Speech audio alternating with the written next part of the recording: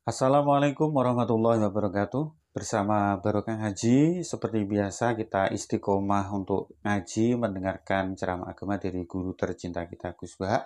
Semoga tambah ilmu, berkah dan bermanfaat untuk semuanya. Langsung saja ke materinya kita dengarkan sama-sama. Assalamualaikum warahmatullahi wabarakatuh. Sungguh-sungguh Allah sangat ridho ketika seorang hamba itu makan. Makan ketika sesuap nasi dia muji Allah, ketika minum seteguk nasi dia muji Allah. Itu kalau orang diridhoni Allah itu wali betul. Itu untuk jadi wali itu gampang. Kamu makan ridho, kamu nginjak buminya Allah ridho seneng, kamu hidup keseharian aman seneng. Nah ini supaya sampean kita semua ngaji betapa panduan Rasulullah untuk menggapai ridho Allah itu banyak yang keseharian sekali. Saking kesehariannya banyak dalam hadis dan itu sahih. Nabi menyebut hal-hal yang keseharian. Hatta ma tas'alu fi fimra'atika. Kamu punya uang, kemudian istri kamu bisa makan, itu ibadah. Bahkan sebagian ibadah itu dicontohkan Nabi yang akhirnya diprotes sahabat. Yaitu wa fi buti ahadikum sedekah. Kamu menggauli istri kamu itu ya sedekah. Sampai sahabat bilang yang benar ya Rasulullah. Ayati ahaduna syahwatahu wa huwa lahu ajrun. Masa urusan biologis, urusan syahwat kemudian dia dapat pahala. Nabi menjawab, alaysa law wada'aha fi haramin akana alaihi wisrun. Bagaimana kalau dia meletakkan ke yang tidak benar itu kan dosa. Nah, hal-hal seperti ini yang saya ingin teman-teman semua. Saya juga agak ingin ngaji demi Anda juga agak ingin. Itu dosa sekali ngaji kok pesanan kelompok tertentu itu enggak boleh. Islam itu untuk semua. Jadi ya cuma karena di depan saya jenengan ya seakan-akan jenengan korbannya. Itu ada ilmunya dalam usul fikih itu. Jadi orang itu harus ngaji usul fikih. Nama yang disebut, mungkin Mas Sufyan masih ingat zaman ngaji usul fikih. Nama yang disebut itu tidak jaminan sebagai prioritas perintah. Jadi misalnya gini, kebetulan yang di depan Nabi itu Abu Dzar. Nabi ya bilang, ya Abu Dzarin ini uhibbuka misalnya, atau ya Mu'ad ini uhibbuka, atau ya Abu Hurairah ini uhibbuka misalnya. Banyaklah riwayat yang Nabi nyebut ya Abu Dzarin, ya Mu'ad, ya Abu Hurairah. Kemudian misalnya Nabi meneruskan khitab, ini uhibbuka, saya mencintai kamu, fakul dubur sholatin, atau sebagian riwayat disebut fala tada'an la dubura kulli sholatin, Allahumma inni ala dzikrika wa syukrika wa husni ibadatik. Saya mencintai kamu, siapa saja, Mu'ad bisa, Abu Dzar bisa siapa. Saya mencintai kamu, mohon kalau habis sholat kamu jangan lupa wiridan Allahumma inni ala dzikrika wa syukrika wa husni ibadatik. Ya Allah, tolong kami permudah supaya mudah ingat Engkau. Anda tidak bisa mentang-mentang, wong nama saya Parmin, nama saya Purnomo, itu yang diperintahkan Mu'ad misalnya. Jadi yang disebut satu, tapi khitab itu untuk siapa saja. Saya teruskan. Jadi saya mohon semua kita melakukan kebaikan itu, kalau dalam kaidah fikih disebut al yakin la yuzalu bisyak. Banyak kebaikan yang kebenarannya itu 100%. Tidak punya efek samping ke pihak lain, ke kelompok lain, ke komunitas lain. Itu tadi misalnya Anda makan, dan itu murah sekali, hanya butuh satu piring. Setiap punyaan kamu muji Allah, setiap minum kamu muji Allah. Itu redaksinya Rasulullah SAW disebut, Allah sangat ridho ketika seorang hamba makan, kemudian dia memuji Allah. Atau minum, kemudian dia muji Allah. Logikanya gampang, negara seperti ini yang kamu harapkan bentuknya kayak apa, mertua, ipar, komunitas, tetangga, itu nyata terjadi itu kan belum pasti. Sementara yang mesti terjadi adalah kamu butuh makan, kalau tidak mati. Butuh minum, kalau tidak mati. Butuh bumi yang nyaman ditempati, kalau tidak kita juga mati. Sebab itu Allah kalau menyebut nikmatnya itu hal-hal yang keseharian. Alladzi at'amahum min ju'. Allah itu siapa? Allah itu yang menciptakan kamu bisa makan. Tidak berlebihan, Allah itu yang menciptakan kondisi sosial itu ideal. Zaman Nabi itu ya ada orang munafik. Orang-orang pilihan Allah itu juga diuji orang sekelilingnya yang macam-macam. Semua diuji sesuai konteks zaman dan waktu. Nah, tapi ada ibadah-ibadah yang selalu disarankan Nabi. Sampai Nabi itu pernah ditanya, ayul islami khairun ya Rasulullah, Islam terbaik itu gimana? Jawaban Nabi itu unik. It'amut to'am, Islam terbaik itu ya makan-makan, yang santai-santai. Ketika Allah menyebut beberapa kebaikan, falak tahamal aqobah, wa ma adrokan apa? Mal aqobah. Terusannya apa? Fakku rokobah. Terusannya apa? Au it'amun fi yaumin di masubaya atau acara makan-makan itu juga Islam. Kenapa? Ya bayangkan kalau tidak ada makanan kita mati kan? Kondisi sosial tidak ideal tuh Anda masih gak apa-apa, tapi kalau Anda tidak makan, Anda tidak minum, kamu punya istri cerewet masih bisa hidup, punya mertua cerewet masih bisa hidup, tapi kalau tidak makan bisa mati. Berarti penting mana istri sama makan? Penting mana? Makan. Semoga istri Anda dengar, nanti kamu disuruh makan tapi pulang deh. Itu kalau dibahasakan makan masih memahami. Penting mana nasi satu piring dengan istri. Nggak ada nasi mati, nggak ada istri belum mati. Penting mana? Gak berani jawab kan? Nah, ternyata Anda ada garang kan di depan istri. Jadi saya mohonlah, mungkin Mas Sufyan Sauri tadi yang bisa bantulah. Teman-teman tuh ngaji yang keseharian saja. Karena kita nyari ridha Allah itu berdasar firman Allah. Dan firman Allah itu menyebut keseharian tuh riang, gampang. Yaitu tadi misalnya wa min ayatihi manamukum bil laili wan nahar. Termasuk ayat-ayat Allah itu kamu tidur. Maka dulu itu ada guyonan, ada tokoh Mu'tazilah, kelompok dalam Islam yang berpikir manusia itu bisa menentukan ikhtiarnya sendiri. Karena saya bisa duduk, ingin duduk, ingin berdiri, berdiri. Karena kelompok ini nggak terima kalau semua kehendak Allah, nanti bagaimana kalau semua kehendak Allah kok ada hisab ya, ada sanksi. Lucunya itu dia akhirnya ini cerita ya, mencintai seorang perempuan cantik sekali. Dan itu dia menjadi ahli sunnah itu oleh hal-hal yang sepele. Karena istrinya cantik, ya namanya suami istri hubungan intim. Terus ditanya, Mas masih ingin lagi? Masih. Silahkan diulang lagi. Wah ya tidak bisa. Katanya manusia bisa menentukan yang diinginkan. Itu tobat itu. Itu nggak bisa ditobatkan Mas Sufyan Ats-Tsauri. Orang cantik yang mudah nobatkan orang itu orang cantik. Segampang itu. Akhirnya kita tahu, makanya kalau dalam kitab Hikam itu disebut al-aqil mayyakul madza yaf'alu wa hubi wal ghafil mayyakul madza af'al. Orang yang punya akal karena sadar ini wilayah Allah, semua milik Tuhan. Itu dia tiap hari berpikir, besok Allah akan melakukan apa terhadap dunia ini. Kamu merencanakan sesuatu mau plesir, ternyata gempa. Mau wisata ke Rusia, ternyata perang. Kamu tidak pernah tahu apa yang akan terjadi besok. Wa ma tadri nafsum madza taksibu ghadan. Tapi anda semua kita ini sering punya jadwal permanen. Makanya saya kalau diundang siapa saja, sanad takdir. Yang jelas Gus ini acara penting. Ya masih acara penting nak pangeran ngersakno piye? Kok ape dadi pangeran? Kamu kok mau jadi Tuhan? Itu kadang ya kiai. Penting Gus acara ini jenengan harus memastikan bisa. Loh kamu itu yang ngajarin tauhid, sesuatu itu biadillah kok bilang-bilang apa pasti. Kalau maksa terus tak tobatkan loh kamu kata saya. Ya kalau gitu Gus bilang insya Allah. Wah itu hati saya, fisik saya, roh saya sudah bilang insya Allah. Tidak usah kamu latih kata saya. Nah hal-hal tauhid keseharian itu gampang sebetulnya. Wal ghafil yaqulu madza af'al. Tapi orang yang lupa Allah dia setiap hari bilang besok apa? Kita bisa melakukan apa? Seakan-akan dia itu aktor, dia penting, dia subjek permanen, dia. Padahal kita ini hanya objek kehendak Allah Subhanahu wa taala. Karena kita yakin sesuatu yang terjadi di alam raya ini kita tidak bisa apa-apa. Makanya saya sering ngaji, sering bilang saya. Ketika Anda mensifati Allah, Dia yang menghidupkan. Sudah itu tanamkan sehingga ketika kita mati santai saja. Kenapa santai? Allah punya cara menghidupkan kita. Zaman kita hidup juga gak tahu caranya ngelola jantung, ngelola paru-paru. Kamu juga gak tahu ngelola oksigen yang tidak beracun, tidak mengandung polusi. Tahu-tahu hidup. Gak ingin tua ya tahu-tahu tua, gak ingin mati tahu-tahu mati. Selama ini kita hidup juga gak tahu apa sebetulnya. Hanya gaya tok, punya jadwal, punya planning. Kalau kamu bisa menentukan pilihan Anda, pasti Anda istrinya cantik, 4 neriman semua, kona'ah semua. Nyatanya enggak kan? Sudah 1 jelek, cerewet.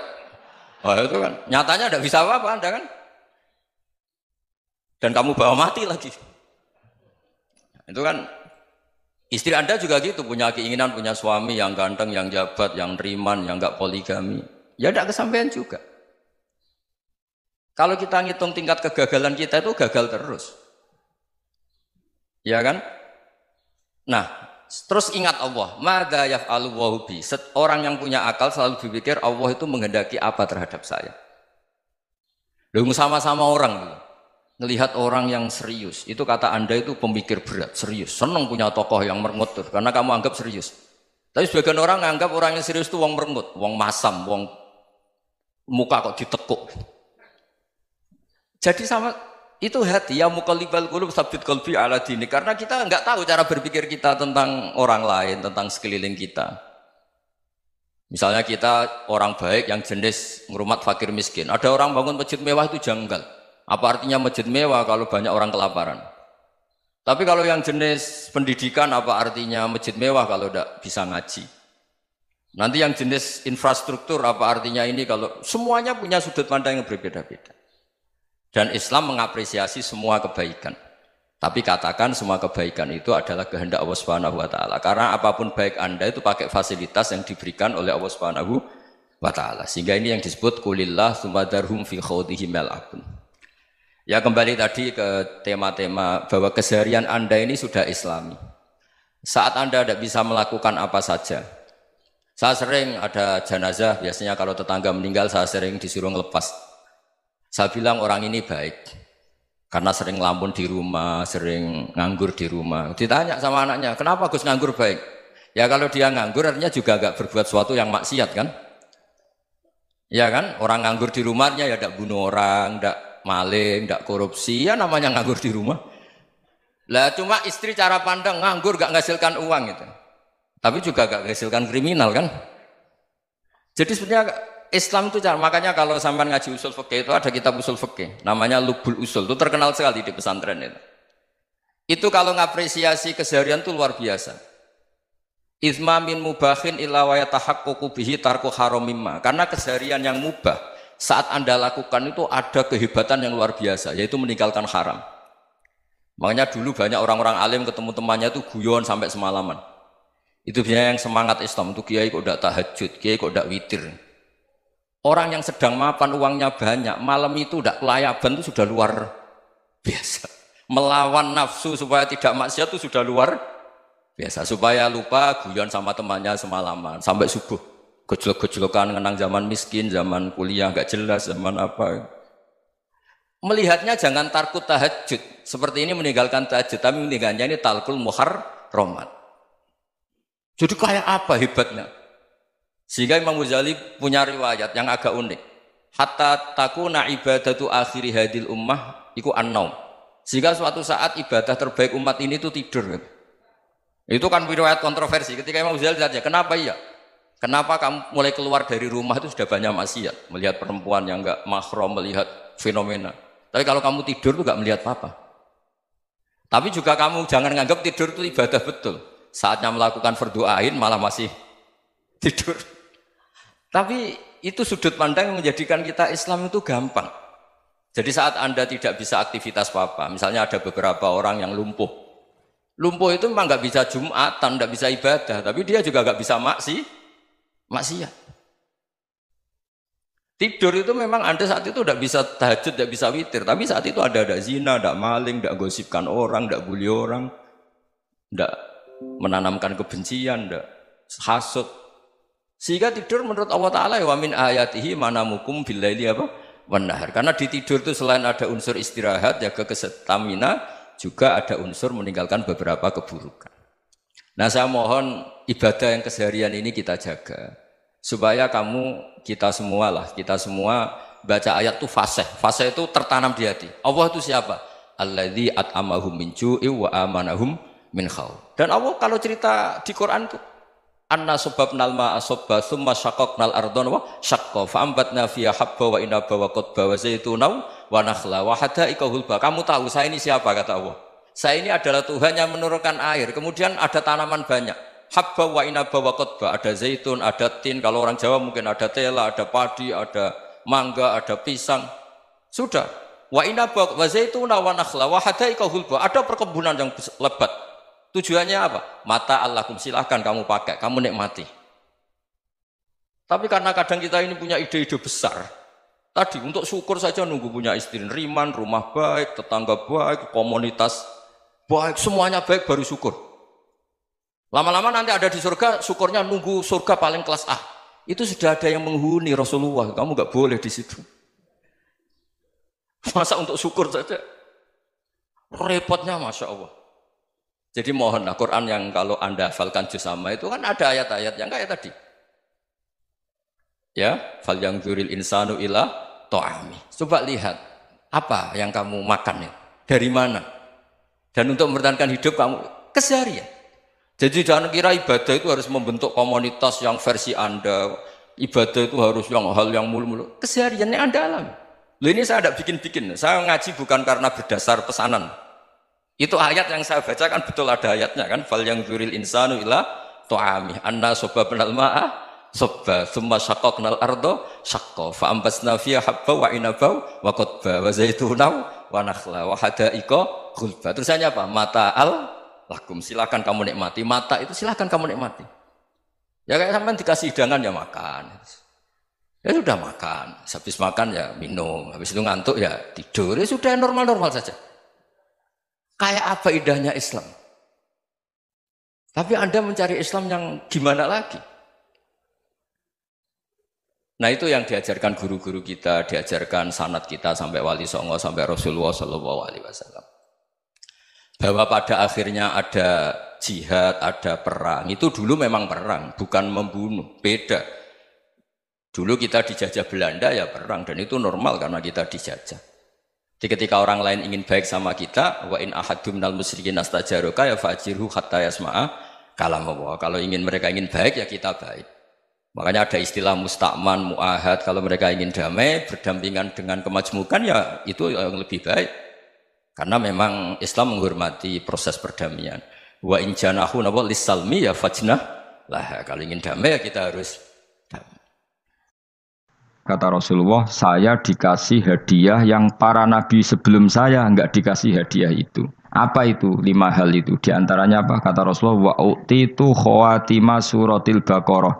Saya dikasih terakhirnya surat Baqarah. Di surat Baqarah itu umatnya Nabi dapat bonus dan ini luar biasa, yaitu ayat Rabbana la tu'akhidna in nasina wa akhtana. Ya Allah, jangan hisab kami, jangan beri sanksi kami, jangan azab kami kalau suatu saat kita lupa atau salah. SP nak kue urung salah, padahal mesti salah. Rai-rai ini gak mesti salah. Wes gaya perjanjian mbek pangeran Gusti, ndamel perjanjian dong ya apa? Setiap saat saya salah langsung sepuro. Mohon mboten usah istighfar malih pun niku. Terus deal, soalnya deal ini. Lah itu ngendikane Kanjeng Nabi senyum-senyum senenge ra karuan. Dan setiap itu dibaca oleh umatku, Allah sudah jawab qala na'am. Jadi Rabbana la tu'akhifna in nasina aw akhtana. Terus qala Allah menjawab na'am. Terus Rabbana wa la tahmil alaina isron kama hamaltahu 'alal ladzina min qablina. Allah menjawab na'am sampai terakhir wa'fu anna, Allah jawab na'am. Bismillahirrahmanirrahim. Innahum sa'tamne wong akeh haula itu kesete mengkono-mengkono wong kabeh bikori natima klan korene perkara badau kang sause iki. Kanu ana sapa ngakeh dzakila nalikane den ucapno lagu mare wong akeh. Maksudnya diajarkan disyariatkan apa syariat la ilaha illallah. La ilaha ora ana pangeran kang hak wujud, kang ora ana pangeran kang hak wujud. Nah cara iki kuno kang ora ana pangeran kang wajib disembah iku wujud illallah sause kecuali Allah. Mereka itu adalah orang-orang ketika dianjurkan untuk melafadzkan la ilaha illallah iku yastakbiruna iku sombong sapa ngakeh. Wa yaquluna lan ngucap sapa ngakeh inna latariku alihatina lisairim majrun. Inna ana te kita latariku alihatina dadi wong sing ninggal pangeran kita. Fi hamzataihi iku tetep ing dalam hamzai aina mau te apa wae takut dama kang disi apa mang kados niku kawingi lho tahqiqul hamzaten tasil terus idkhalu alifin. Lisa iren krono penyair majnune kang edan. Maksudnya masa kita meninggalkan ajaran leluhur hanya karena Muhammad, sing kata mereka itu syair yang majnun. Lisa iren kedua penyair majnune kang edan. Eli ajli qoli Muhammadin tegese krono muk nuruti omongane Muhammad. Ini jare wong kafir. Qala ta'ala bal jaa bil haqqi wa saddaqal mursalin. Bal jaa balik teko sapa Muhammad bil haqqi kelan barang sing hak kelawan barang sing nyata utawa kelan barang sing abadi. Wa saddaqa lan bener sapa Muhammad al mursalina ing wong sing diutus sedurunge Kanjeng Nabi Muhammad. Iljaina tegese ingkang teka kabeh bi iklan hak. Wa wa haqqu alla ilaha illallah ana pangeran kang hak wujud illallah kecuali Allah. Innakum ladzaikul adzabil alim. Pun kula terangaken ya terus mulai napa Waqalu nama. Waqalu ya wailana hadza yaumuddin terus sekedap ini asyara bidzalika. Mun kula terangno kiamat iki, soal kiamat itu seru, ora usah ndelok. Nggih, kiamat itu nopo? Seru wis ora usah ndelok. Anjing ben kiamat itu semua orang dihisab, termasuk sampean-sampean bareng dihisab. Pertama sing dijak itu jelas salat. Jadi kalau masalah ibadah mahdhu itu salat, nah masalah sosial itu asal tidak saling bunuh. Terus kula terangaken ya. Terus ngendikane Rasulullah sallallahu alaihi wasallam ngendikane la yazalul mar'u fi fushatin min dini malam yusib daman haroman. Bapak malih nggih. La yazalul mar'u fi fushatin min dini malam yusib daman haroman. Seseorang itu boleh serilek-rileknya dalam beragama asal dia tidak punya masa lalu mengalirkan darah yang terhormat. Gamane cara Jawa ora tau mateni wong, nggih ora tau mateni wong, ora tau mateni wong mukmin utawa ora oleh mateni wong sing muahad atau musta'man. Ya ada aturannya lah. Jadi kalau sampean urip ra tau mateni wong iku wis cara beragama iku rileks karena fifus satin mintin. Nah tentu mateni itu ada banyak sebab, diantaranya fatwa yang ekstrim. Sehingga ulama dulu itu senang diguyon sampai keterusan saiki. Jadi kabeh wong alim khase sering guyon karena memang menghindari omongan penting. Kenapa? Karena sekali omongan penting ini kadang yu'addi ilal fatwa bitaqatul. Takutnya fatwa itu ekstrim, kemudian saling apa? Saling bunuh. Sehingga masyhur itu ada pepatah bahwa statement ulama atau kolamul ulama, penanya ulama itu ahaddu minas sayf, lebih tajam ketimbang apa? Pedang, karena bisa menimbulkan macam-macam. Sehingga dulu banyak ulama kalau bab jinayat itu sudah tidak mau baca bab jinayat. Jinayat itu karena ya takutnya fatwanya itu ekstrim. Ada beda zaman Nabi itu kan enak ya. Sing Kanjeng Nabi mesti bener ya. Musuhnya Abu Jahal CS mesti salah ya. Tukaran saiki wis gak seru. Tukaran mbek kowe repot. Masih aku musuh sampean iki sowe bener sampean. Wong ora tau urip ora tau seneng mbok musuhi ku piye ngono dadi. Kan gak penak. Jajal misalnya kiai itu karena mbek santri, wong mesti kan normalnya bela kiai ini, mergo luwih alim luwih bener. Tapi kan cara pandang, lah iya sing bener kok mau ngalah kan. Iso wae sing disalahno pangeran iku sing saiki wong tuwa tukaran mbek anak, kira-kira wong nyalahno sapa? Nyalahno wong tuane apa anake?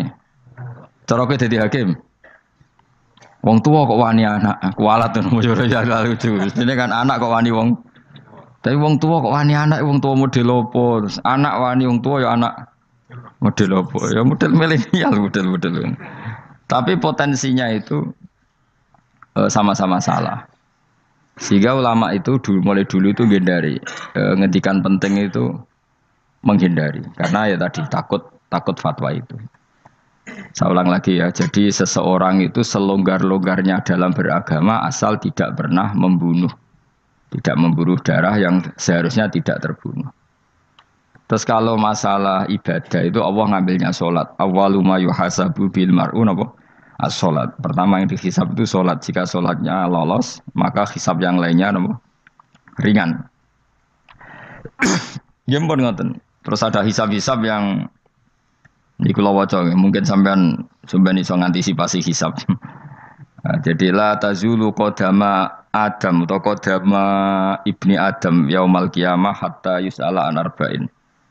Pertama ditanyakan dari sifat mudanya, dihabiskan untuk apa, umurnya untuk apa, hartanya dari mana, setelah mendapat untuk apa. Terus wa an ilmihi madza amila bihi, terakhir setelah mendapat ilmu itu apa yang dia perbuat. Mulane ada orang tok ilmu dadi ra ditakoki wae pangeran ora apa takoki. Ilmu iso nglakoni. Mboten gadah ilmu ya Gusti. Terus serepet sampeyan. Dunya mboten gadah dunya. Lha opo ning dunya nggih ngentosi mati sing aman apa? Sebab itu orang fakir itu masuk surga lebih cepat timbang orang kaya kacek pinten 500 tahun ketakoki. Dia apa mboten gadah napa-napa. Iso ngaji mboten. Jadi gak perlu pertanggungjawaban mereka napa. Sekacau kan. Nah, sementing kalau terang ngeten ya, ini penting rungokno. mahsyar iku maknane iku nggon giringan. Terus kiai kuno maknane bayangno nggon mahsyar iku maknane tempat dihalonya semua manusia. Terus mauqif itu tempat diberhentikan, apa? Tempat diberhentikan. Terus di situ Anda innahum mas'ulun, mereka semuanya ditanya, dihisab. Semuanya dihisab. Terus ngendikane Kanjeng Nabi, hasibu anfusakum qabla an tuhasabu. Menghisablah diri kamu sekarang sebelum kalian semua dihisab. Sehingga potensi kita ini umat Islam utamanya yang tahu ngaji-ngaji ini, sampean semua dihisab ini kemungkinannya kecil. Karena ketika kowe ning donya sampean sedanteni kan biasa wis donga Rabbana zulamna anfusana. Jadi ya Allah, saya ini benar-benar mendolimi diri kita sendiri. Karena tujuannya hisab itu taubah. Taubah itu mempermalukan mereka di depan umum. Seorang lagi ya. Jadi semua hisab itu taubihan, mempermalukan mereka di depan umum bahwa mereka orang yang buruk. Sementara kamu di dunia sudah sering ngaku orang buruk. Selain ya wis roh wong akeh, maksud ini kan cerita. Jadi kayak ngakuin apa Rabbana zalamna anfusana. Sehingga ngendikane Kanjeng Nabi sebuti hasibu anfusakum qabla an tuhasabu. Menghisablah diri kamu sendiri sebelum nanti kamu benar-benar dihisab. Sehingga umatnya Rasulullah itu kemungkinan kena hisab itu kecil sekali karena tadi sudah terbiasa menghisab dirinya sendiri. Apalagi kita, kata Rasulullah, saya dikasih hadiah yang para nabi sebelum saya enggak dikasih hadiah itu. Apa itu? 5 hal itu. Di antaranya apa? Kata Rasulullah, wa utitu khawatima suratil Baqarah. Saya dikasih terakhirnya surat Baqarah. Di surat Baqarah itu umatnya Nabi dapat bonus dan ini luar biasa. Yaitu ayat Rabbana la tu'akhidna innasina wa akhtana. Ya Allah, jangan hisab kami, jangan beri sanksi kami, jangan azab kami kalau suatu saat kita lupa atau salah. SP nak kue urung salah padahal mesti salah. Rai-rai ini gak mesti salah. Wes gawe perjanjian mbek pangeran Gusti. Ndamel perjanjian dong nggih apa? Setiap saat salah langsung sepuro. Mun mboten usah istighfar malih mun niku. Terus deal soalnya deal ini. Lah itu ngendikane Kanjeng Nabi senyum-senyum senenge ra karuan. Dan setiap itu dibaca oleh umatku, Allah sudah jawab qala na'am. Jadi Rabbana la tu'akhidna in nasina aw akhtana. Terus qala Allah menjawab na'am. Terus Rabbana wa la tahmil alaina isron kama hamaltahu 'alal ladzina min qablina. Nabi Muhammad jawab, Allah menjawab na'am. Sampai terakhir wa'fu anna, Allah jawab na'am. Kemudian para kiai itu punya kiat supaya umatnya itu hafal itu. Terus jadi bahan tahlil itu masalah ya. Faminhum ya faminhum. Sing tahlil ya ora paham, sing kritik ya ora paham. Alhamdulillah itu mesti padha-padha ra kena hisab. Mergo padha-padha ora napa? Paham. Dadi ora ana barokah kaya goblok wis barokah tenan. Mergo sing lakoni ya ora paham, sing kritik ora paham. Jadi kalimat yang di akhir surat Baqarah itu adalah termasuk hadiahnya Rasulullah yang tidak diberikan pada Nabi sebelumnya. Ini apa ini? Utitu khawatima suratil Baqarah. Saya dikasih akhir surat Baqarah. Gini ku setiap doanya umat Nabi Allah jawab napa? Naam. Jadi ya Allah la tu'akhidna, jangan kasih sanksi kita innasina au akhtona. Allah jawab naam. Itu satu. Terus kedua, umatnya Nabi itu kalau dosa itu tidak perlu prosedurnya harus istighfar. Banyak amalan yang menjadikan diampuni. Misalnya kafaratul majlis itu lafadznya agak istighfar. Subhanakallahumma bihamdik misalnya. Dan banyak imatatul adza anit thoriq. Misalnya Nabi pernah cerita ada seseorang yang nakal, kemudian gara-gara menyingkirkan duri di jalan yang ganggu orang lewat, kemudian Allah memaafkan. Ada yang dimaafkan karena ngombeni anjing, macam-macam lah. Kemudian ngombeni santri, macam-macam. Sehingga potensi kita dimaafkan itu tinggi sekali karena ada sekian amal yang itu menjadi sebab ridhanya Allah Taala. Malah kalau dalam dunia wali itu ada seorang wali mau ngarang kitab, kemudian tintanya itu diminum lalat, dia membiarkan tinta itu sampai lalatnya sampai kenyang, kemudian gara-gara itu dimaafkan oleh Allah Subhanahu Wa Taala. Banyak sekali. Sehingga potensi kita dimaafkan tinggi. Terus turu sudah ada orang rasani wong enggak macam-macam lah. Iku ya insyaallah di sepuro pangeran. Dadi ana wali mergo kakean apa? Turu ditakoki, "Kenapa kowe kok ora turu wong wali? Mboten siap roh donya, Gusti." "Kenapa?" "Donya wis rusak tok, patok mboten roh, Gusti." Lah iku ya mari swarga napa? Ya swargane wong turu ya kira-kira tok. Tapi jadi umat Nabi itu luar napa? Luar biasa. Makanya saya yang heran nih kalau ada orang alim bikin gerakan terlalu tenanan itu keliru, biasa mawon. Turu ku ya ibadah, wae agar gak zina, gak maling, wae agar gak nglakoni dosa gedhe niku sanggep ae napa? Ibadah. Karena tadi Rabbana la tu'akhidna in nasina wa akhtana. Terus Allah jawab nah. Sehingga kiai-kiai itu takut orang itu lupa terus dimodifikasi sedemikian rupa jadi wiridan. Tapi alhamdulillah kok banyak yang kritik. Jadi ya biar seimbang no. Seimbang apa alam demokrasi. Jadi kalau agak kecewa ambek sing kritik mergo insyaallah rapati paham masalah usul ini. Karena satu-satunya cara supaya orang paham tuh pancen yo dijak latihan bareng-bareng.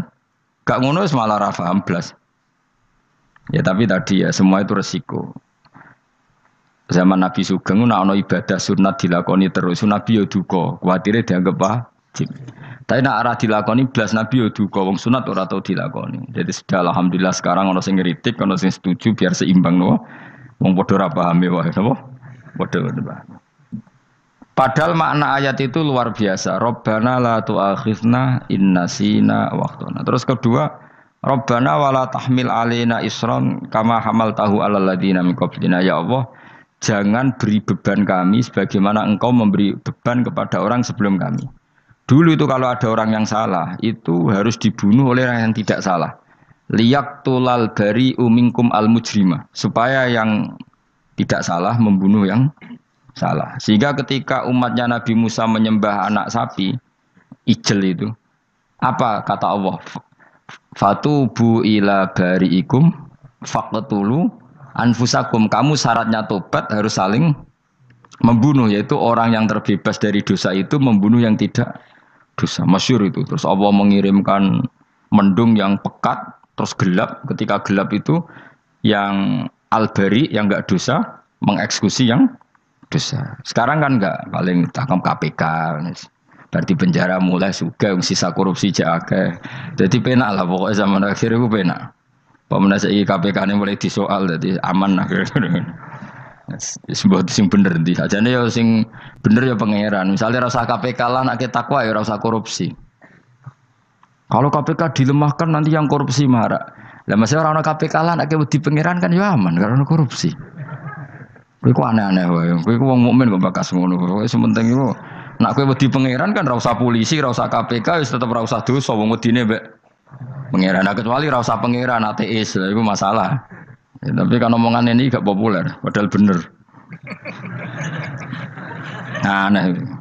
Jadi karep pemilu ngene, terbebas korupsi nek ana KPK, urip makmur nek ana menteri kemakmuran. Pokoke kabeh kowe mbok gantungno pejabat negara. Mengene tau hitam jeblok, sak jeblok-jebloke. Misalnya rasa sejahtera, saya menteri sosial harusnya gini-gini. Ngono korupsi salah KPK. Ngono ono ora keamanan salah polisi. Senengane nyalahno wong. Gue sekali-kali nganggo tauhid. Nek ono adab iku mergo dosa yang sudah kelewat. Ya tapi kan gak mungkin ngomong bernegara gitu. Tapi atas nama iman bahasa kita seperti itu. Kalau atas nama bernegara emang kita butuh polisi, butuh tentara, butuh KPK. Tapi atas nama iman ya tadi kalau kita diberi sanksi Allah itu rata-rata dari bima qaddamat yadaka itu pasti ada salah yang pernah Anda lakukan. Ya, tapi sudahlah ini zaman sudah seperti ini. Anut umumnya wong akeh. Kalau terang nomale masalah hisab ya. Hasibu anfusakum qabla an tuhasabu. Kamu menghisablah diri kamu sebelum kamu dihisab. Misalnya saya sebagai ulama, tentu hisab terberat saya itu kitmanul ilmi, menyembunyikan apa? Ilmu. Karena ilmu kalau disembunyikan tuh bahaya sekali. Bayangkan di alam fisik. Misalnya ada orang berkebutuhan pada kemaksiatan, terus di situ ditulis bar, karaoke misalnya. Orang bisa ke sana karena ada tulisannya, ada WA-nya, ada alamatnya. Kemudian ketika Anda bisa Fathul Qorib, tidak ada tulisannya. Harusnya Anda juga nulis ahli Fathul Qorib, ahli Fathul Mu'in. Nah, atau ahli Jaljalut tulis saja. Ahli Primbon. Enggak apa-apa tulis saja. penerus Ronggo Warsito, tulis saja. Zaman gendeng, arah melok gendeng, keduman, tulis saja. Tapi barokahnya tulisan itu kan orang bisa tahu. Makanya kenapa banyak orang sufi yang sudah menyembunyikan diri, wanaknya nakal-nakal, karena dia disalahkan Allah, karena menyembunyikan ilmu. Saya itu orang yang senang tertutup, kecuali masalah ilmu. Saya mau mengajar terbuka seperti ini. Karena tadi, awal dari dikenalinya kemakrufan adalah dimaklumatkan. Awal dari dikenalinya keburukan juga karena dimaklumatkan. Betapa celakanya kalau kemungkaran dimaklumatkan sementara kebenaran tidak dimaklumatkan. Makanya Mbah Mun itu sampai berfatwa, Mbah Mun guru saya itu. Nak ono masjid ra ono menawarane Mbah Mun duka. Masjid kok ora ono menarane, wajib ono. Dulu saya iskal kenapa menara jadi wajib. Tapi setelah saya tambah angan-angan, secara fikih jelas tidak wajib. Tapi coba bayangkan, misalnya ada bar, lampunya tinggi, orang dari jauh tahu itu bar, sehingga kalau mau maksiat misalnya ingin ke sana. Sekarang misalnya masjid gak ada menara, ada orang ingin sholat, ada masjid tahu orang. Tapi baru kayak ada menaranya kan, tahu. Intinya semua kebaikan itu harus dimanarohkan, makanya manaroh itu dari kata nur, dimenarakan, dari kata nur, dari kata dicahayakan, dimaklumatkan. Sehingga mulai dulu lama itu meskipun humul itu menyembunyikan diri. Tapi kalau masalah ilmu mereka membuka diri. Loh coba kalau misalnya ngaji seperti saya ini, saya tidak terang-terangan jadi orang alim. Sebetulnya nggak baik. Kalau kamu ujub, sombong, aku orang alim itu tidak baik. Tapi kalau kita kan tidak karena ujub tadi, harus memaklumatkan. Coba berapa bapak-bapak yang tertolong nyari bidan ketika istrinya hamil. Gara-gara tulisan karena yang nolong itu. Bidan, ya kan, dokter gigi, atau kalau nggak dokter ya ahli gigi. Ahli gigi itu yang dipasang tanpa medis itu. Nggak kamu menjadi tahu karena apa coba? Tulisan. Tapi kenapa kebaikan tidak seperti itu? Harusnya sampean itu tulis saja. Misalnya sampean nggak alim saja, maklar orang alim. Siap menyalurkan ke tempat-tempat orang alim. Coba TKI tenaga kerja itu. Mereka tahu Korea, Hongkong karena tulisan penyalur tenaga kerja. Tulis saja rumah kamu penyalur ke orang alim. Nanti antar ke berduaan. Kalau ada orang tanya, maksudnya gimana? Kalau butuh orang alim, tak antarkan. Oh ya sudah. Itu kalau se-Indonesia, itu luar biasa. Jadi yang ngajinya dulu Fathul Qorib sampai bab sholat itu saja. Ahli Fathul Qorib sampai bab sholat. Tulis saja dalam kurung pemahaman pas-pasan. Enggak apa-apa. Lo coba dokter itu kan fair. Kalau ilmunya pas-pasan tulis dokter umum. Kalau dia merasa pinter dokter spesialis. Dan itu menjadi orang tahu. Tulis saya kan ke ahli saraf. Nah, lo buatan guyon itu betul. Makanya saya ini termasuk orang yang menyembunyikan diri. Tapi kalau bab ilmu enggak. Sehingga nyun saya tidak sombong, banyak gus-gus alim yang ngaji saya Jamul Jame, ngaji Mahali. Padahal itu kitab tersulit di pondok. Tapi gara-gara saya sering cerita, saya pernah ngaji Jamul Jame sama Mbah Mun. Saya pernah mentakriri kitab ini, kitab ini. Nya banyak yang ngaji saya. Kalau tanpa itu kan mereka tidak tahu. Ya sampean nggak apa-apa kalau menyaingi saya. Tulis saja di rumah kamu ahli Jamul Jame. Barang diparani ahli apa? Ahli jilid. Maksudnya kalau kitab kamu rusak bawa sini. Ya enggak apa-apa. Nah, sehingga syarat utama jadi nabi itu sebetulnya memaklumatkan diri. Ya saya ulang lagi. Pertama nabi jadi nabi syaratnya apa? Memaklumatkan diri. Sehingga pertama beliau jadi nabi naik gunung Sofa, kemudian ya maksara Quraisyin halummu ilayya, wahai orang Quraisy ke sini. Terus Nabi mulai manggil satu-satu, ya Bani Abdi Amanaf ke sini, ya Bani Fihir ke sini. Terus saya ini adalah An-Nadhirul Mubin. Saya sekarang diangkat jadi nabi. Terus Abu Lahab marah-marah, tabban laka ya Muhammad alihada jama'tana. Muhammad kamu itu orang sial, kita enak-enakan tidur gara-gara kamu manggil kita datang, ternyata hanya untuk urusan seperti ini. Makanya terus ada tabat yada abi labi watab. Tapi yang iman kemudian tanya, Muhammad kalau kamu setelah jadi nabi, misinya apa? Saya diutus Allah untuk kamu menyembah Allah, tidak boleh menyekutukan Allah. Dan Allah memerintahkan kamu afaf. Afaf itu meninggalkan zina, meninggalkan maling, gini-gini. Coba kalau Nabi tidak memaklumatkan diri. Jadi Nabi sekelunak-kelunus. Ketemu wong monggo nggih. Ada tembudi nggih. Sengerti nak Nabi ku sapa? Sehingga orang-orang yang humul, yang menyembunyikan diri itu di bab ulama masalah besar itu. Karena ciri utama dosa adalah kitmanul ilm. Makanya Nabi sidik amanat tabligh fatona. Tabligh itu lawan katanya apa? Kitman. Makanya saya ngaji di mana-mana. Saya di Jakarta ngaji, di sini ngaji, di Pasuruan ngaji. Harus dimaklumatkan ilmu. Dan kalau ada orang tanya ya tak jawab. Saya tuh kitab yang paling aneh di pesantren, misalnya yang mulai aneh lah. Gak Jamul Jami. Saya sampai sekarang masih ngajar Jamul Jami. Kitab yang aneh. Macane lagi roh judulnya pusing. Jamul Jawami. Kumpulannya pira-pira kumpulan. Jadi ilmu apa ae ana ning kono. Sing gak ana ilmu dukun, mboten enten. Ilmu carane bodoni ya ora ana. Ning kono mau carane mlebu swarga tok. Mane potensi kula mlebu swarga itu tinggi sekali. Cara sing model piye duwe. Dadi mun. Dadi cara sing model piye duwe. Jadi cukup banyak napa? Cara. Sampe nek ndek cara sitok ora mesti kula nu gak ada cara kathah. Dadi nek dari cara iki mentok ganti cara iki mentok. Ya terakhir paling gampang itu cara nganggo fadhole pangeran. Iku kena mbok tiru. Pokoke mbok swarga nganggo fadhole pangeran.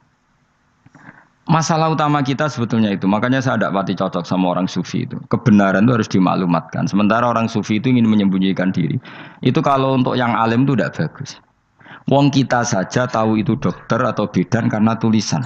Ini bidan, ini dokter. Dan mereka jujur, dokter umum, dokter spesialis. Loh, coba misalnya di kota, kamu tulis saja penyalur kebaikan. Orang yang ingin mondok, pondok pilihannya ada, Sarang ada, Peloso, Lirboyo. Kalau saya ke sana gimana? Saya kenal Gusnya, tak anter. Wan keren, juga ada penyalur. Kalau orang bisa tersalurkan ke Korea, ke Korut, ke Jepang karena tulisan, kenapa tidak banyak orang tersalur kebaikan karena tulisan? Enggak orang mau kelunak orang jelas.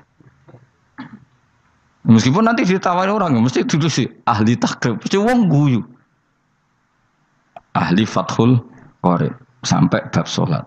Tulis saja jujur. Maaf, tapi hanya sampai bab sholat. Tulis saja. Ada maafnya barang, maaf. Tapi sampai bab sholat. Enggak apa-apa. Paling untuk wong sowan. Larian modok jenengan 2 tahun. Tapi ini modoknya mau 3 bulan. Mulane ngajine tok bab sholat. Enggak apa-apa. Loh itu dulu memang begitu. Rasulullah zaman Sugeng itu kalau ngajari santrinya itu balighu anni walau ayah, maklumatkan ke kampung kamu meskipun 1 ayat. Banyak sahabat kalau ditanya ya tidak bisa karena ngajinya tidak hatam. Tapi ya terus gak apa-apa, kok tak soal Abu Bakar, tak soal Umar, ditanyakan yang lebih pintar. Saking tidak pahamnya sahabat itu lucu ketika ada ayat waqulu wasrabu hatta yatabayyana lakumul khaytul abyadu minal khaytil aswad. Itu kalau mau tidur ya benar-benar bawa benang putih sama benang hitam, ditulis dipasang di pintunya. Jadi kalau makan diinceng lagi, kok masih belum kelihatan, wah masih boleh makan. Terus begitu. Kalau sudah mulai syuruk, mulai padang, wah berarti sudah imsak. Jadi karena makanlah dan minumlah sampai benang hitam terbedakan dari benang putih. Artinya kalau malam kan dulu kan nggak ada listrik, nggak ada lampu, berarti kalau benar-benar masih malam nggak terlihat, berarti masih boleh makan. Nanti terus dilihat gitu. Terus, ya sudah wakafnya di situ. Hatta yatabayyana lakumul khaytul abyadu minal khaytil aswad. Wakaf dulu. Terus akhirnya Kanjeng Nabi itu piye kok umatku dadi masangi benang. Akhirnya Jibril teko. Ini makanya unik dalam ulumul Quran. Satu-satunya ayat yang diturunkan hanya 1 kata itu ya ayat itu tok. Terus Jibril datang, Muhammad ayatnya itu kurang sitok. Minal fajr. Terus ditambahi minal fajr. Jadi minal fajr itu unik. Ada Jibril jauh-jauh dari langit. Iku mau nurun apa? Minal fajr. Makanya kalau kamu nanti dites, kalau ingin jadi dokter tafsir dites, ada 1 kalimat yang diturunkan jauh-jauh Jibril ke bumi. Apa kalimat itu? Jawabannya minal fajr. Wis alim gue yakin alim. Memang ikut tak? Masa itu saudara? Mergo gara-gara sahabat itu terus masangi apa? Benang ngincang. Akhirnya minal fajr. Baru mereka tahu maksud fajar, maksud apa? Benang hitam artinya malam, benang putih artinya fajar. Sodik sudah menyingsing. Semenjak itu sudah ada benang-benangan karena jadi orang-orang ngono mat maksudnya iki kurang sithik gitu terus turun apa? Minal fajar ya. Jadi nanti kalau sampai latihan tes jadi dokter apa? tafsir. Ayat mana yang diturunkan hanya satu kalimat atau satu kata jawab apa? Minal fajr. Itu lolos langsung doktor. Pun pinter. Ya pinter ngerti maksudnya orang Anda. Lah nanti hubungan kita dengan Allah ya seperti itu. Sejauh mana kita memaklumatkan Allah. Sejauh mana kita mengkampanyakan Allah. Saya berkali-kali bilang, saya kemarin kan di Korea, itu sebetulnya hanya, saya yakin hanya doa saya. Saya sering berdoa, ya Allah, Engkau dipuji di langit dan di bumi. Lalu kalau di bumi ateis, itu caranya kayak apa? Dulu saya itu terobati karena Uni Soviet setelah persemakmuran banyak menjadi negara Islam. Berarti itu bukti bahwa Allah pun dipuji di bumi Uni Soviet. Lalu yang kayak Korea kayak apa? Ternyata betul Koreanya tetap ateis, tapi gara-gara diserbu wong Indonesia. 49.000 wong Indonesia ning Korea Selatan. Iku mbok gawe sing salat separuh, iku jek piro? 24, kira-kira ya selawe digawe 20.000. Wis 20.000 salat kabeh, tahlilan kabeh surwame. Lah kok sing ngritik tahlil muni sunah Rasul tok surwame. Pokoke rame lah walhasil. Kita tahlilan wah itu enggak ada hadisnya. Enggak apa-apa sing penting muni hadis sing sitok tahlil muni hadis ya ibadah, tahlil ya ibadah. Mbok lah soal kok bener ding totalan guri sing penting rame. Maksudnya sementing rame ngomong visi Islam. Itu Islam tahlil sitok Islam sunnah Rasul enggak masalah. Wong ape yakin bener saiki ya ora ono klarifikasi. Tapi sementing kan kabeh ngomong tentang Islam. Artinya gini, Allah punya cara untuk supaya bumi Korea itu ada yang bertasbih bersujud. Mil'us samawati wa mil'ul. Allah tidak kurang cara. Golek wong kedonyan ditawarik ke sana demi uang. Bareng wis ning kono dielingno pangeran. Segawe masjid, kontrak masjid macam-macam lah, masjid kontrakan ning Korea. Nang kene ra ono masjid. Pusing. Saya pernah ngisi di satu masjid itu gambare pintu gerbangnya bukan salib kan. Ternyata tingkat 1 itu gereja, tingkat 2 bar, tingkat 3 masjid. Kadang ya kebalikan masjid, bar, gereja. Satu gedung. Jadi malaikat saya tidak tahu lewatnya gimana itu kan. Nggak tahu itu cara lewat gimana. Karena malaikat bagian rahmat itu nggak bisa dia lewat salib. Tapi dia harus menulis ganjaran yang sholat. Nggak tahu saya lewatnya dari mana karena itu. Ya tentu dia punya cara lah. Tapi yang jelas ya agak bingung ini gimana. Itu pernah yang tingkat 2 itu bar pas aktif. Ada santri yang ya pekerja imane pas-pasan. Kulo nate wis badhe Jumatan, mlebu bar pas aktif wae wong ayu. Meh wera Jumatan. Mergo mau tingkat 2 bar, tingkat 3 masjid. Itu ana khutbah yang barnya tetap main, ada bar yang masjidnya tetap khutbah. Itu masuk bar. Sudah Jumatan apa ning kene wae.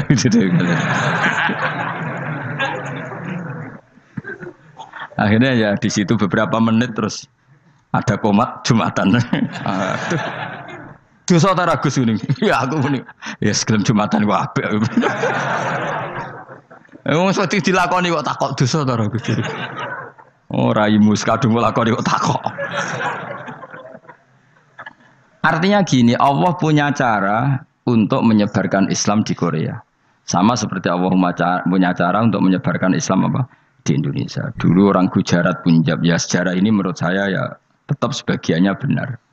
Meskipun tidak seluruhnya benarnya sejarah Islam masuk Indonesia rata-rata orang kan menulis pedagang Gujarat, India ke Indonesia dagang karena mereka mukmin akhirnya juga menyebarkan apa? Islam. Tapi itu jelas nyata. Meskipun tidak semuanya seperti itu karena ada yang dibawa Yusuf Baros itu yang muridnya Sayyidina Ali itu. Terus juga ada yang dibawa beberapa habaib dari Yaman langsung ke Indonesia kayak yang di daerah Tuban itu kan langsung Habib dari Samarkand langsung ke mana? Tuban. Makanya saya bilang sejarah itu semuanya benar karena memang variasi masuknya Islam di Indonesia itu banyak. Jadi itu enggak masalah. Sampean niru sing kedonyan mawon sing luwih gampang napa? Lho nggih to, kayak Jakarta itu kan kota kayak gitu, baru kayak wong kedonyan orang ke Jakarta semua. Gara-gara tahu mondok pedutan tadi ahli Fathul Qorib tadi yang sampai bab salat terus bikin masjid. Iku coba takoki faraid terang ora iso. Pemene takoki muamalah terang ora iso, tapi nak trimo carane salat sing batal apa ngentut roh. Aduh. Ilmune kok roh nak nganti bab iku jek roh. Sing batal salat apa jek roh ngentut nyekel wong wedok jek roh. Tapi mbok aja takoki sing detail apa? Cara mengenali kiblat dengan hisab ya marosdil kiblat itu serang arah iso. Atau nganggo komputer itu loh. Nganggo jam, nganggo kompas. Padahal ono ilmu nih ya marosdil apa? Kiblat di bulan tertentu, hari tertentu itu nanti matahari tepat di atas Ka'bah. Serang arah iso, nak ngono niku serang arah iso. Ya saya ulang lagi ya. Jadi kesalahan kita adalah kebenaran itu kita sembunyikan. Padahal awal dikenalnya Islam itu lewat i'lam. Fasda bima tu'maru. Kebenaran harus dimaklumat. Tapi problemnya Islam Indonesia tuh kadang humul tuh bangga. Enggak dikenal orang itu bangga gini. Oke lah, kalau yang enggak, saya sendiri ya suka humul. Sampai sekarang saya suka humul. Saya sampai sekarang enggak suka tamu. Bukan karena benci tamu, ribet. Maksud saya kalau sowan kiai yang ngaji saja, ora usah sowan. Oh ribet. Lalu lucu kan, seneng Gus Bak jare wong alim. Terus senenge mau sowan tok ngaji ra gelem iku piye karepe? Wong kok aneh. Iku berarti kalau do karo seneng dokter, di konsultasi obat ra gelem tapi ngajak jagongan. Dok, jenengan tiyang pundi? Jenengan manggen dalem mriki mulai tahun pinten? Lah ya kowe takok dokter kemalan. Mesti nek kowe takok laram apa, obate apa kok malah kenalan. Pindah Jogja tahun pinten, Dok? Dan jenengan kawin mriki tahun pinten? Lha wong jare Gus Bae wong alim kok sowan ngono. Jenengan kelahiran tahun pinten, Gus? Zaman dinosaurus. Wong alim kok takoki lahir iku piye karepe? Sesuk tak gak takok pisan matiku kapan, Om. Coba betapa naifnya kita kalau kita suka dokter, terus kemudian kamu takok, Dok, kelahiran tahun pinten jenengan? Aneh gak? Nak kowe seneng dokter mergo mau konsultasi berobat ya ngomong saja apa yang kamu butuhkan. Aku seneng wong alim yo ngaji titik. Nah, kowe misalnya seneng artis, delok konser artisnya takok, kelahiran tahun piro? Gak penting artis ayu mbok delok seneng, wis sudah gitu aja. Ora wong alim yo ngono, ngaji seneng. Yang kadang wong Jawa lucu, seneng wong alim sowan terus takok-takok. Waneh, iku dudu obat ngono, yakin ngono. Maksudnya bu sing profesional, maksudnya sing rontok bener sidik lah, jadi wong aja bener nemen-nemen gak mungkin wis pokoknya bener sidik-sidik. Makanya kemarin ngaji apa Nasoihul Ibad kan gitu, mujalah satu ulama artinya apa? Fi majlisil ilm, ketika ngaji. Ora kok mujalah satu ulama utawa sowan matekno wong ngene nyatet jodoh. Kula termasuk kiai yang kampanye ini. Kula termasuk kiai terkenal tapi sing tamu kula rapati kathah. Kuwi jaga masyaallah tenan wis. Muga-muga rodok tobat sithik-sithik maksudnya. Maksudnya ya sudah lah. Ya tadi hubungan wong alim ya sudah ngaji. Kalau hubungan sama dokter ya tanya konsultasi apa? Medis. Kan lebih enak. Hubungan mbek dukun wis takok wis. Mbah niki menyangking pundi? Kok jenengan dermemel nglafadzno apa sing kalimate sing jelas kena apa nak dermemel mandi nak jelas kok ora mandi ku piye takono aku yo guru pun mbek dukun wong kalimate ra jelas kok mandi nak jelas gak mandi kok nak jelas kita bodoh ini ayo guru mantra iku mesti gak wae rungokno tenanan kalimate terus ra jelas dukun-dukun dulu yo kok mandi, nak jelas malah mandine tenan ora ya ora. Ya saya ulang lagi ya. Jadi sebab itu di Quran sering ada kata i'lamu, kenalilah, ketahuilah. Jadi awal dari agama ini adalah harus tahu. Maka menyangkut harus tahu ini lalu Allah bikin media. Media itu apa saja. Tapi lalu kita bisa berdebat tentang media, itu yang kita tidak tahu nanti hisabnya di depan Allah Subhanahu wa taala. Saya sampai sekarang itu nggak tahu, nggak pernah bilang halal, nggak pernah bilang haram. Misalnya gini ya buat ini dengerin ya. Di Korea ini sering teman-teman cerita. Ada beberapa majikan yang baik sama umat Islam, yang bekerja Muslim. Itu kalau dipamiti sholat kan, Pak majikan saya mau sholat. Sholat itu apa? Mereka bilang dengan bahasa analogi di Korea, pokoknya sholat itu sembahyang. Ketika sholat itu ditanya sama orang Korea, loh kamu itu sembahyang kok tidak ada patungnya? Karena pengetahuan mereka yang namanya sembahyang itu ada patungnya. Ada yang baik, apa sekalian tak belikin patung? Jadi wong Islam pas sholat tuh didelok ngarepe dhuwure kok gak ono patung. Ono sing ape sujud tuh digambarno salib. Mergo dekne denger-denger kalau karena tidak tahu Islam itu apa. Sementing ada personifikasi Tuhan. Ada lagi ini yang agak ngeri. Ada pegawai Garuda karena dia agak terpelajar waktu sholat, dia sholat sama krunya di mall. Itu langsung security mall nelpon polisi. Ini ada ritual teroris gitu. Jadi sholat itu dianggap mukadimah sebelum ngebom. Jadi ritual. Pertanyaannya adalah karena mereka tidak pernah ngerti sholat itu kayak apa. Dan kadang-kadang orang ngerti bahwa sholat itu adalah ritual umat Islam itu lewat media. Media itu bisa berita, bisa dokumenter, bisa apa saja. Kita tidak pernah tahu cara Allah mengertikan. Seperti kita tidak pernah tahu madzhab Mu'tazilah, tahunya itu dari kitab-kitab ahli sunnah wal jamaah. Coba kita semua misalnya tahu madzhab yang aneh, Mu'tazilah, Jabariyah, Qadariyah, itu dari kitab mereka apa dari kitab ahli sunnah? Dari kitab ahli sunnah. Maka bisa saja informasi keburukan itu dari orang baik dan informasi kebaikan dari orang buruk. Kita tidak pernah tahu. Karena ini yang bisa ngelola hanya Allah Subhanahu wa taala. Tidak bisa, kita tidak bisa, hanya Allah yang bisa. Maka perdebatan Ahmad bin Hambal dengan Haris Al-Muhasibi itu seperti itu. Misalnya gini, tak kiri contoh. Haris Al-Muhasibi itu orang alim allamah. Dia ahli sunnah mandat, pokoknya ahli sunnah sekali. Dia mau ngarang kitab tentang dia menentang Mu'tazilah, menentang Qadariyah, menentang Syiah. Terus setelah mau ngarang kitab, ditanya sama Imam Ahmad, ya Haris, kalau kamu ngeritik Mu'tazilah, awalnya gimana caranya kalau ngarang kitab? Ya saya cerita pendapat mereka dulu, lalu saya saya tentang. Imam Ahmad guyu-guyu. Bukankah setelah kamu cerita mazhab mereka plus argumentasi mereka, jangan-jangan pembacanya sudah tertarik. Pas kamu nentang, kamu sudah dianggap gawe-gawe. Karena kadung tertarik. Saya tak contoh wae, misalnya gini, kowe sekarang rasa bareng dadi wong soleh biasa wae. Aku ana gambar wong wedok montok tak tulis, hindari ini. Kira-kira dia moto hindari apa gambare? Enggak jawab ya, kira-kira lho. Sing mbok nikmati kata hindari apa? Sing mbok eling-eling kalimat hindari apa gambare? Kira-kira.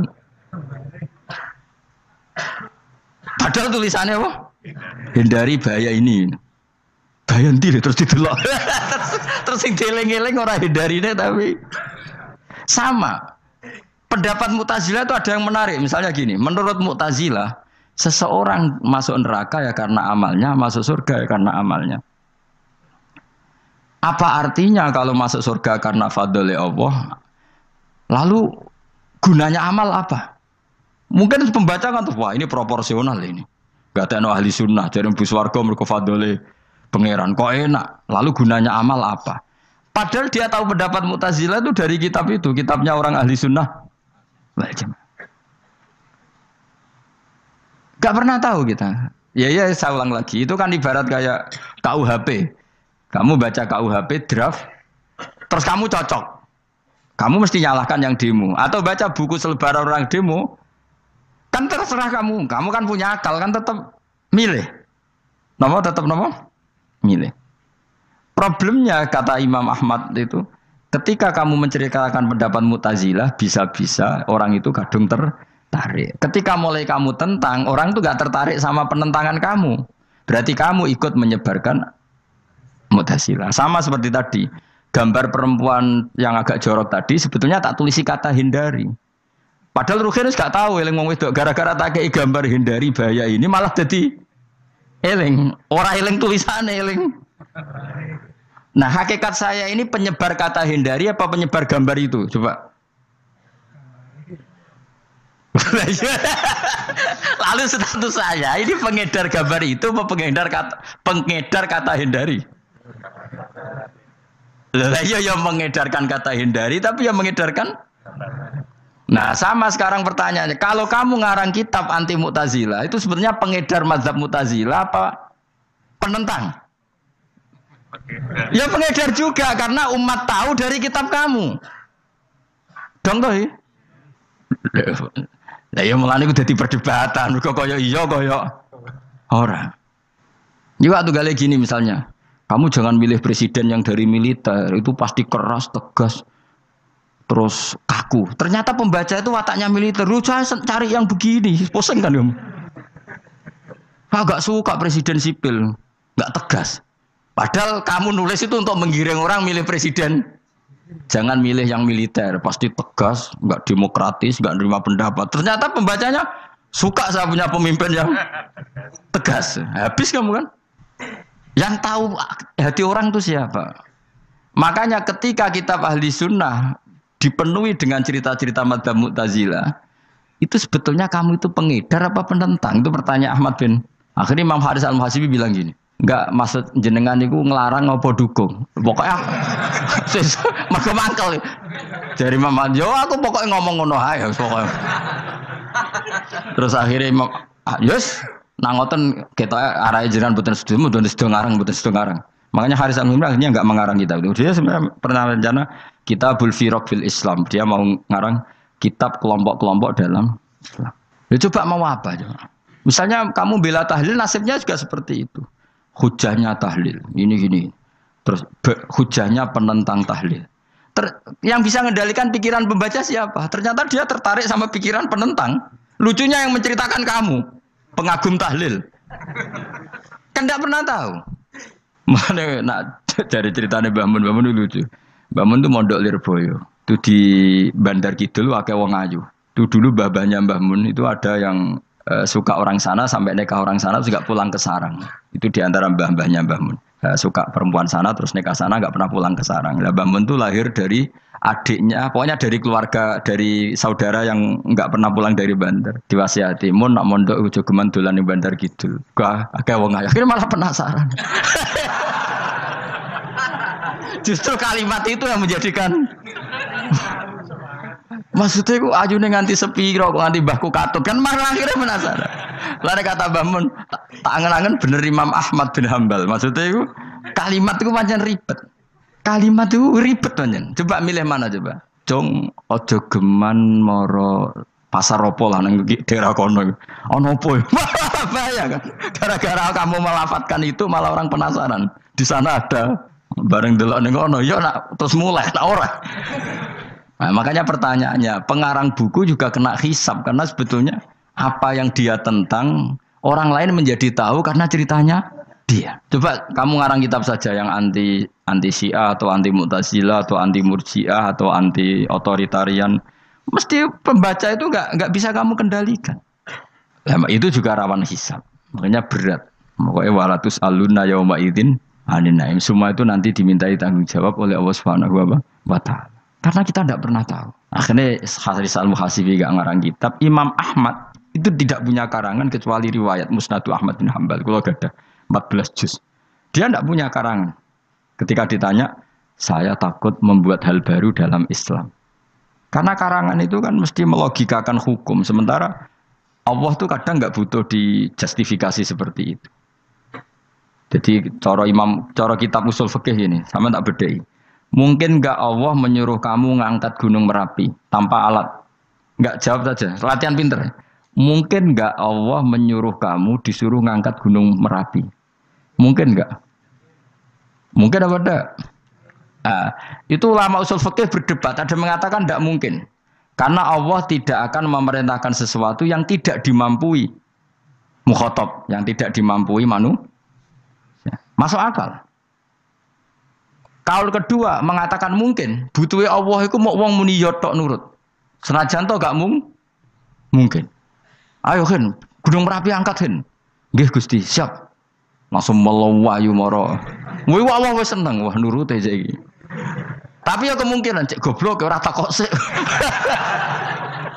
Kita kan tidak pernah tahu, makanya ulama ini debat. Kira-kira nak Hen, Gunung Merapi angkat. Potensinya kan dua, kue langsung melayu apa ngangkat. Potensinya kan, kok goblok kayak ngono rata kok. Bicarane kok. Tapi ya mungkin dilembek pangeran. Cek nuruti, ora paham-paham lah melayu. Ki milih ndi? Status sing ngene iki nurut apa goblok? Jawab, nurut apa goblok? Ya nurut goblok. Ya coba ngono. Kita ndak pernah tahu. Mulane tetap pada akhirnya kita itu wain adri. Kita tidak pernah tahu. Tapi kita tahu bahwa semua ada hikmahnya. Makanya kadang orang alim itu bilang saya alim, kadang bilang saya tidak tahu. Maksudnya kita tahu Allah memerintahkan pasti ada hikmahnya, tapi kita tidak tahu maksudnya apa. Ya sudah seperti ini, akhirnya dunia ya sudah seperti ini. Ya kadang ngerti, kadang ora ngerti, ya sudah biasa ya. Kok kowe tak takoki sesuk isih urip to ora? Iki jawab e. Muni ra roh iku nyatane yo koyo roh. Muni roh yo ora roh nak mati. Mulane yes, sudah. Kadang takoki sesuk iku jeng yo ziarah nggih, Mbah. Tapi kadang wa alam, Mbah, insyaallah. Ya karena memang ya enggak pernah tahu. Karena apa ya? Wis ra kena diterangno, Bang. Mulane kula niku gak ada kitab-kitab perdebatan ulama, nak gejol-gejolkan ngoten niku. Saya ulang lagi ya. Kalau kamu mengarang kitab menentang pendapat Mu'tazilah, itu artinya kamu menceritakan pendapat Mu'tazilah, lalu menyebarkan kesalahan mereka. Pertanyaannya, pembaca pertama kali tahu pendapat Mu'tazilah gara-gara cerita kamu. Itu sama. Pembaca tahu gambar perempuan gara-gara edaran kamu. Meskipun kamu menulis hindari, tapi kan menjadi tahu. Kamu berarti penyebar kata hindari apa penyebar gambar? Apa penyebar kata hindari? Itu ibarat kayak gini, ada anak kecil baru umur SMP kamu, nak hindari narkoba. Bentuknya kayak ini loh, nak. Padahal anak kamu itu bakat soleh yang nggak terlintas narkoba. Gara-gara buat cerita ini menjadi tahu. Sekarang omongan iku dihisap tahu orang menjadi tahu gara-gara kamu. Tapi kamu nggak ngandani, takut anak kamu kejebak narkoba. Milih mana? Bingung tau ke? Wingi-wingi ra bingung, ora tau mikir. Maksudnya aku ya gumun, wong ora tau mikir ya do urip. Jadi ya sudah. Enggak angel panjen urip ya angel. Mane ngaji, mane ngaji. Ngaji minal fajr. Ngaji minal fajr. Itu satu-satunya ayat sing turun mok sak kalimat. Dadi ora sak ayat mok sak kalimat, sak kata kalau dalam bahasa Indonesia. Mun kula terusno. Oh, masalah yamin iki kula terangno. Yamin niku maknane arah kanan. Arah kanan maknane arah yang dikira benar. Jadi orang Arab bilang kalau sesuatu benar itu disebut kanan. Mulane ashabul yamin. Tapi kalau orang salah disebut ashabus simal. Jadi sebetulnya itu bahasa-bahasa, ya memang bahasa Arab seperti itu. Partai kanan berarti benar. Kalau partai kiri salah. Tapi sekarang katanya ada wasatiyah, tengah-tengah. Ya saya malah bingung tengah ning ndi. Tapi nah istilah Al-Qur'an itu jelas ada yamin, ada simal. Tapi kalau wasat itu bahasa sosial, tapi ya sah, bahasa itu juga sah. Wong napa sebut ini ummatan wasatan litakunu syuhada'a napa? Wa kadzalika ja'alnakum ummatan wasatan. Mun kula terusno. Jadi arah kanan itu maknanya apa? Arah yang benar. Makanya disebut ashabul yamin. Kalau salah disebut ashabus simal. Innakum ladzaikul adzabil alim. Innakum satamne sira kabeh. Fihi tetep dawuh, fihi ku tetep ing dalem dawuh innakum. Iltifatun ono iltifat. Iltifat iku ngerubah redaksi. Mau kan tentang hum itu dhamir ghaib, tapi sekarang jadi dhamir mukhatab. Ladzaikul adzabil alim. Yektine wong kang bakal nyeksani, bakal ngrasakno siksa sing pedih. Wa mutzauna lan ora den wales sira kabeh ilama kecuali perkara illa jazaa kecuali wales perkara kuntum kang ana sira kabeh tak malu nang nglakoni sira kabeh illa ibadallahil mukhlasin kecuali kaulane Allah sing ikhlas. Jadi semua orang itu akan kena siksa kecuali kaulane Allah sing napa ikhlas. Ikhlas pokoke enak-enak ibadah ikhlas mun nang ngandel kula ibadah paling nyaman ikhlas. Mulang ya mulang ae mergo perintah Allah. Cek murid temroh hae guru cek ora ban sak karep-karepe pokoke mulang ya mulang ae. Sekolah nih, pokoknya mulang-mulang aja. Cek kira hakku ora serah urusan, pokoknya mulang wis. Boleh ridane Allah, sebenarnya akhirat rakakan hisab ribet mikir manusia ribet. Pemane mikir hak-hakmu ribet. Turuti ora tau war, serepot kabeh. Ben bonus, dunya ben bonus. Nah dhewe mesti dianggep urip sedina-sedina. Sing ngongkon bayangno urip suwi wis sapa? Wa amali akhiratika ka annaka tamutu khodan. Lan kula nak di 200.000 tak anggap wage. Urip nganti sesuk dhuwit 200.000 cak aki. Lah kowe bayangno dhuwit akeh, bayangno urip nganti 20 tahun. Sing ngongkon bayangno ngono iku ya sapa? Jelas Nabi dawuh wa amal li akhiratika ka annaka tamutu khodan. Kamu ngamal untuk akhirat seakan-akan mati be. Jadi misalnya aku digedingi wong sakmen iki, digedingi mok sewengi enteng sesuk wis mati wae. Jebule cek urip. Ya anggap ae cek sesuk. Kan mok sedina-sedina ngitunge apa? Mulane anggere ana panitia ngundang aku pengajian pusing. Aja mbok undang saiki aku mari bingung. Pokoke nek sesuk acara bengi aku kandhani. Mboten Gus ben ana kepastian. Kepastian mbahmu ora melok duwe donya men kepastian namanya. Uang ora tau ngaji tauhid to namanya. Pas, ya coba 2 bulan lagi disuruh bilang iya, ben ana kepas. Sing iso ngatur donya sapa? Akhirnya, tapi ini ben ana kepastian mbahmu manusa sing iso nontonno sapa? Pokoknya acarane Senin, aku kandhani malam Senin, aku ana ya iso wae lunga. Gampang kan? Tapi kan jantungan. Akhirnya golek kiai serep. Alhamdulillah ras itu. Kados kula ngaji teng mriki wis pokoke umume iku akhir bulan wis ngono tok santai wis. Ya biasa wae.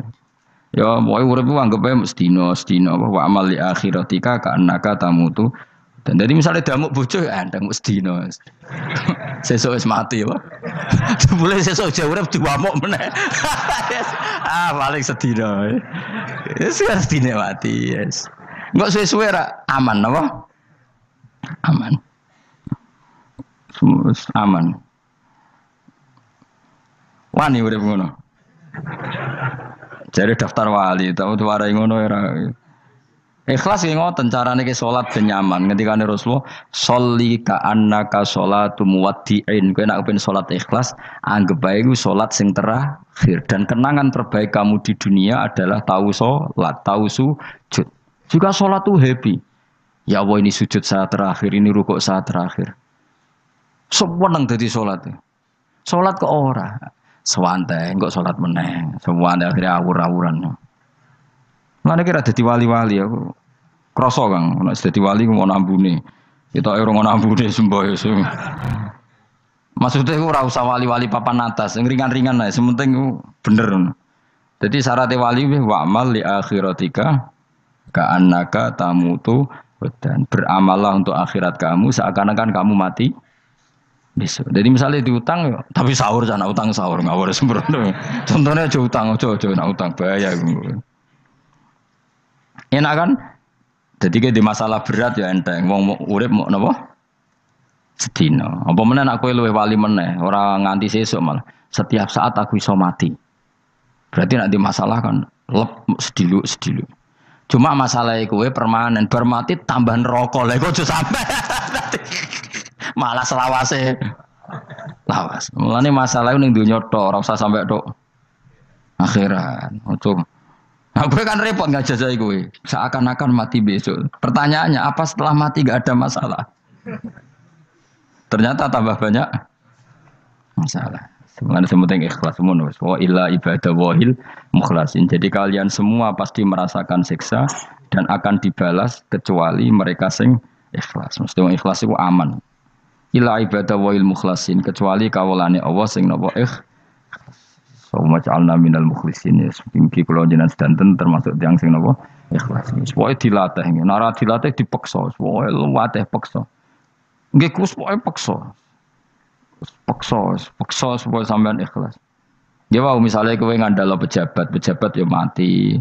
Nak mati ora kuat. Sing kuat namung Allah Subhanahu wa taala. Jadi sehingga terlatih. Nah, bagaimana mungkin saya bisa hidup tanpa komunitas nasional, ya kamu yakini aja komunitas itu bisa saja mati atau benci kamu atau perubahan sistem.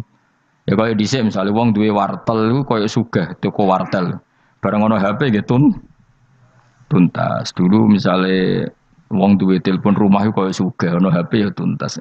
Jadi perubahan-perubahan ini menjadikan kita tidak percaya terhadap dunia ini. Mesti ora iktimat, ora tetanggenan mbek dunia ini.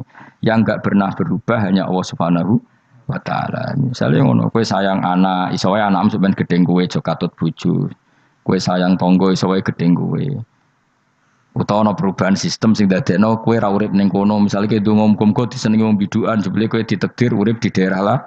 Enggak pernah tahu. Sing mesti abadi namung Allah Subhanahu wa ta'ala. Semulane illa ibadah wahil mukhlasin. Kecuali kaula-kaulane Allah sing mengikhlaskan amal hanya krana Allah Subhanahu wa ta'ala. Ayil mukminina tegese pira-pira mukmin. Utai dawe ki istisna mungkotion kang terputus. Dzikra jazaohum. Utawa ngene, dzikru jazaihim utawi nutur piwalese para al-mukhlisin fi qouli ta'ala ulaika lahum rizqum ma'lum. Ulaika te mungkon-mungkon sing ikhlas lahum tetep kedhe ulaika fil jannah rizkun utawi rezeki maklumun kang wis ditentokno bukrotan ing dalam wektu esuk wasyan wektu sore. Rupane rezeki apa fawakihu iku pira-pira buah-buahan badalun dadi badal au bayanun utawa menjelasno rezeki maring rezeki. Bahwa tekang aran fakihah utawa wa utawi arisku merupa fawakih ma perkara. Yuk kalau kang den pangan apa mata lagi dan krono enak-enakan lali hifdzi sihatin. Ora kok krono jaga kesehatan. Jadi ning swarga iku mok sifate pakanane mung go enak-enakan tok, ora ana makanan pokok. Mergo makanan pokok kowe mangan beras ning Indonesia kan go ketahanan fisik. Sementara di surga tidak perlu ketahanan karena dijamin fisik kamu abadi. Paham bisa ulang lagi ya. Kalau di dunia kan kayak butuh mangan pokok supaya mempertahankan fisik. Karena fisik kamu rawan rusak kalau tidak makan makanan pokok. Sementara di surga fisik kamu tidak mungkin rusak sehingga tidak perlu makanan sing pokok. Kabeh sifatnya makanan mau gue enak-enakan tok. Ora perlu lali hifdzi sihatin, ora perlu gue jaga kesehatan. Mergo li anna ahlal jannati krana sak temene penduduk swarga iku mustaghnuna semugih kabeh an hifdhiya sangking jaga sikhah bi khalqi atsadihim sebab gawe jasad ahli swarga digawe lil abadi krana selawase lawas. Jadi kamane di surga kamu tidak perlu mikir obat, tidak perlu mikir pakanan yang menguatkan karena fisik kamu sudah didesain abadi. Jadi butuh makan itu hanya menunjukkan untuk kenikmatan. Jadi kamane ada semuanya itu demi kenikmatan, tidak demi menjaga ketahanan. Karena tubuh kita pasti sudah tahan karena didesain lil abad untuk selawase lawas. Wahum haluti ahlul jannah mukramun den mulya ana kabeh bisabillahi taala kelan ganjarane Allah taala. Maksudnya kelan ganjaran sing diaturno oleh Allah Subhanahu wa taala. Fi jannatin ing dalem swarga kang penuh nikmat. Ala sururin ing atase pira-pira napa bayang utawa pira-pira napa singgasana mutaqabilin hale adep-adepan kabeh. Layar ora ningali sapa badun sebagian wong akeh kofa badin ing sidoke sebagian sing liya. Jadi gamane ahli swarga iku ora ana wong ngungkur-ungkuran lho. Dadi semua kalau ketemu madhep ora kaya ning Jawa. Nek ora cocok mungkur. Iku ning donya, nek ning akhirat wis kabeh ketemu wani madhep. Artinya wani madhep enggak ada masalah. Cara wong Jawa kan ngoten. Wong iku diutang aku, nak ketemu ora madhep. Wong iku tau bodoni aku, nak ketemu ora madhep. Di Jawa itu kan bahasa itu sudah benar. Orang itu punya utang saya sehingga kalau ketemu saya tidak berani tatapmu muka. Nah di surga itu kalau ketemu berani tatap muka artinya apa? Antar mereka tidak ada masalah sama sekali. Yutafu dan iderno atau diidarno alaihi mengatasi ahlul jannah ya ala kul dan saben-saben suci minhum sangi ahlul jannah apa bikasin kelawan gelas. Wa ta'al kasu alina iku ada bisa robi klan ono isine minumane kasu. Min mainin saking arak sing seger. Min khamrin tegese arak ya jadi kang lumaku opo ikhla khomer ala wajil ardi ing atase bumi jabani bumi kan haril mak kaya dene sungene banyu. Dadi arak diharamno ning donya mergo soben dihalalo ning akhirat. Dadi malah ana ancaman sing ngombe arak ning donya ora bakal ngombe teng napa akhirat ya kecuali kalau mau tobat. Bedoa terputih asad tegese banget apane badan putih minal laban dibanding susu. Ladatin terenak eladidah tegese enak li syaribin kudu sing ngombe. Bi khilam bi khamri dunya kelan beberitani arak dunya fa inna khamrat dunya iku karihatun ora nyenengno ing dasurbi nalikane dinombe. La fiha ora ana iku tetep ing dalem khamrah. Haulun utawi dadekno mabuk ma tegese perkara yahtalu kang iso ngilangno apa mauku lahum ing akale wong akeh. Arak-arak di akhirat nanti itu tidak arak yang memabukkan. Walahum lan ora ana te ahlul jannah anda sange arak yunzafuna iku didadekno mabuk sapa ngake fathiza wa kasra minna sabasyarif wa anzafa yaskaruna tegese dadi mabuk sapa ngake utawa yusiruna dadi mabuk sapa ngake bi khilafi khamri dunya hal berbedane arak dunya. Jadi mereka ngombe arak tapi tidak mabuk.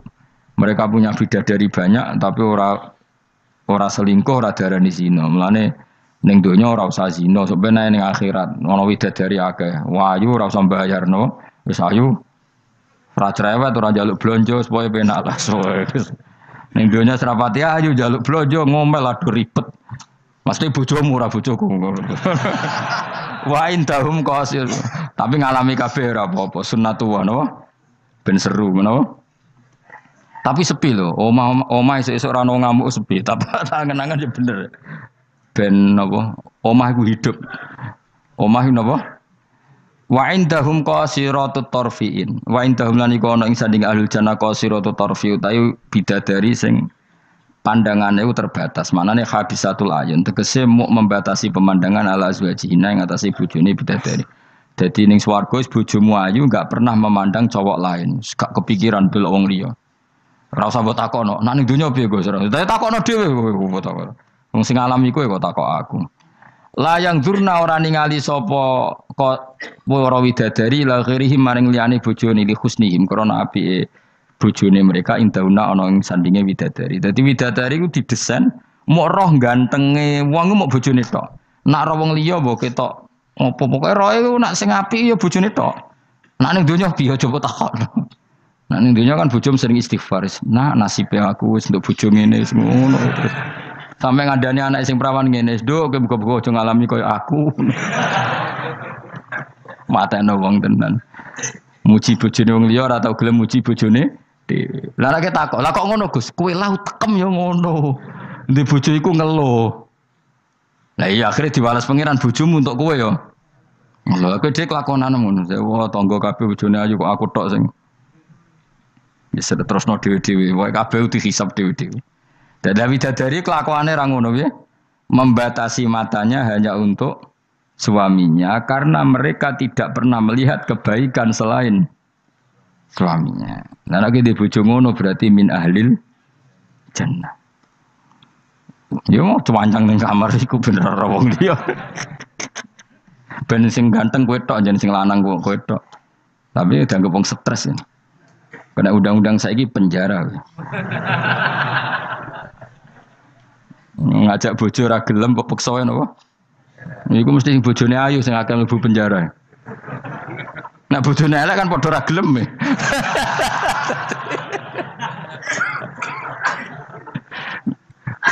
Bapak uga ada kiai. Kiai ini lucu, kanca akrabe bapak. Dari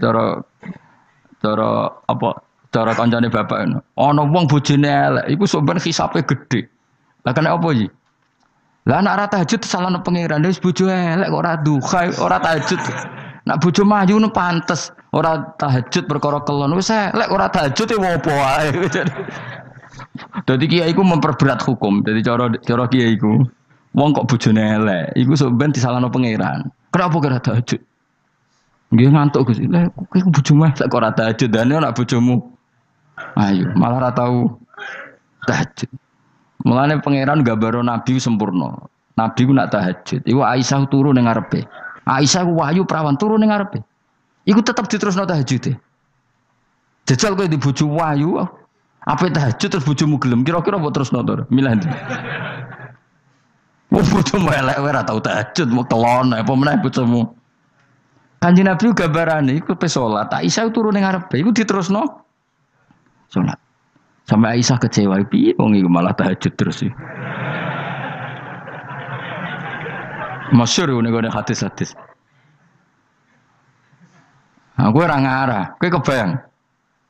Di bojo ayu ape tahajud, pas bojo mapian lho. Lah aku parah meneh wis bojone elek. Kelon ra gelem mergo elek, tahajud ra gelem mergo ngantuk, gak di prestasi. Lafit ora donya ora akhirat. Parah wis. Marani ngene iku marani. Jebule dongane kebanteren, ya Allah, meskipun di dunia aku di bojo elek, kula nyuwun bidadari sing ayu teng akhirat, bojomu tangi telabrak. Ora usah ngono, ora usah ndonga wis pokoke ya Allah. Kabeh ana gentine Gusti. Tapi bahasane aja jelas ya Allah ngono. Kabeh ana apa? Bojomu ngamuk, apa Mas maksude? Yo, maksude ra piye biasa wae. Mulane kula nek ana imam ndongakno ngono iku ora mentolo. Imam salat jenazah, jane donga iku ora usah banter-banter. Lha donga kok ngene, misale ruhin mati, iku nak dongane ngene, ya Allah wa abdilhu zaujan khairan min zauji wa daran min dari. Itu nak diterjemah bojomu ngamuk lho. Ya Allah kasih dia istri yang lebih baik ketimbang istri yang sekarang. Wa daran khairan min dari, kasih dia rumah yang lebih baik timbang rumah yang. Tapi alhamdulillah dora faham yo. Amin. Amin. Padahal doa itu sangat menyinggung loh. Ya, isi ada apal donga iku. Iku aja terusno, maksudnya iku Nah ana wong mati kan dongane diantar ya Allahumma pokoke wa abdilhu zaujan khairan bin zauji wa daron. Itu nak diterjemahkan. Gusti niki mawon teng donya di bojo ngeten niki teng donya mawon. Genti nggih Gusti teng akhirat. Kan artine ngono. Apa Pak Abdul digenti tambah Gusti kok. Tukar tambah maksudnya Gusti. Dadi wong ra paham barokah. Amin amin. Nah kula mboten ate maca donga niku. Langsung badaron khairon min dari. Mergo nak zaujan kadang sing wedok isih nangis. Cek muni amin amin wah perkara gitu. Maksudnya doa itu ya orang ngono, tapi terjemahannya kan ngono. Wa abdilhu zaujan khairan. Maksudnya gini loh. Jadikan kalau istri kamu itu nanti masuk surga, berarti terjemahannya itu jadikan watak istri ini lebih baik ketimbang watak yang sekarang. Plus ada tambahan di sana karena nanti kan widadari berapa kan jarimu 70 ya. Berarti 70 siji apa 70 plus bojomu? Gak 70 itu 70 siji. Tapi jare wong-wong paling ayu sing kodonya yo. Tenan ora yo kowe sampeyan delok wae ora usah takok aku saiki sampeyan delok. Lah gunane opo kowe takok aku jebule mlebu neraka. Gak penting ngono iku rasa kiyaine yo goblok takoki ngono dijawab. Ora usah dijawab. Mlebu swarga sik lagi takok. Lah nek kono bantah nek wis swarga ora usah takok. Lah iya padha ae mlebu neraka gunane opo ora iku? Ya ora usah takok ya. Pokoke kok ning swarga ketemu, ya Gus bener jebule jenengan ngono. Gampang kan? Ya tapi aku aja padha mosok santrine entuk 70 kene 70 ya ora. Tetep aku ora trimo, jumlahe padha ya ora trimo. Kadar ayune padha ya ora trimo. Tetep mbek pangeran ya tetep beda tetep. Padha-padha numpak pesawat ya tetep beda kelas sembrono iku. Tetap beda. Nontor apik mripate dikhamul ayun terus mripate iku gedhe hisanuha tegese jembare ayun. Dadi nak wong Arab bayangno wong ayu iku ya mripate gak sipit. Ya pancen ya tenan kowe ro wong ayu Arab be ayu Cina tetep ayu Arab. Mergo ayu Arab khase napa inun dikhamul ayun mripate gedhe. Sayu-ayune wong sipit be ayune wong ya cek wae saiki. Salah ayune wong Uzbek be ayune wong Cina. Kowe milih ndi? Uzbek senajan to ngono mbok pilih ya ora gelem pokoke kan. Wong ngongkon milih wae. Milih ndi kan? Ayune Uzbek be Cina. Uzbek, tapi sing mbok pilih ora gelem. Ya milih wae saya apa? Wong milih. Maksudnya itu tenan bener pangeran pokoknya ayu sing kelas standar sing dikhamul ayun. Kana guna koyok-koyok sedune bidadari filau niku bedun niku endok maksudnya ninuam kedue burung unta maknun kan tersimpan mastunun disimpan biraisihi kelawan utorisihi kelawan apa sayape utawa iku lho sing bulune ikilah anuam maksudnya koyok endok putih sing terselip utawa tertutupi oleh bulu maksudnya indah ya wong ayu transparan ambek rontok kena kere iku seru sing rontok kena kere ngono lho kan pokoke ngono. Wis milih wae senajan turun kesampaian pokoke milih saiki wae. La yasilu ora tumeka ilahi maring ikilah apa ayun utawa maring ikilah ainihinna apa hubarun apa bletuk. Walau nuhu wa wa albayat fi sufratin wa ahsanu ing dalam agak-agak kekuningan ahsanu alwani nisa iku luwe apik-apike warnane wong wedok. Pokoke ora usah takok sebenarnya lakoni. Faqbala mengko madhep sapa ba'dum sebagiane ahlul jannah. Ba'du ahlil jannah tegese sebagian ahli swarga madhep ala ba'din ngatasi sebagian yata sauna hale saling takok sapa ahlul jannah. Amma sing perkara maro kang wis liwat apa mabihim kelan ahlul jannah fid dunya ing dalem dunya. Iki kula terusno Mas ora iso dilereni. Niki kan critane ngeten iki. Wong ahli swarga niku nek ning swarga niku takok kanca bisnise ning donya. Nah, mitra bisnise iku mlebu neraka karena kafir. Iki nunjukno nak wong saleh iku oleh kancanan wong kafir. Asal ndak harbi lho ya. Saya ulang lagi ya. Misalnya kowe urip ning Uni Soviet utawa urip ning Korea utawa bahkan urip ning Jakarta. Kan bisa saja mitra bisnismu ini orang kafir. Tapi dia perlakuannya ke kita baik. Urusan profesionalitas kerja juga apa? Baik. Singkat cerita, ketika di dunia kowe sempat misalnya kowe dijak dugem gak gelem, dijak zina gak gelem, terus dijak maling gak gelem, terus Si kafir tadi ngomentari ngene, kenapa kayak ragilum zina, ragilum maling? Ya kita nanti kan dibangkitkan, dimintai tanggung jawab. Terus dari sing kafir ndak tenan ngono iku. Mosok orang mati mau dibangkitkan lagi. Nah, ketika perdebatan zaman di dunia terus mbok akhiri, ya wis karwane sok mben.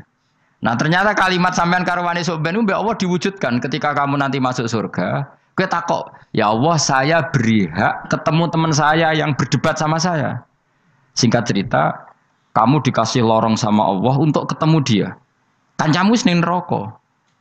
Jadi nunjukno wong nak ora kesampean dendame gak lega, iku menungso.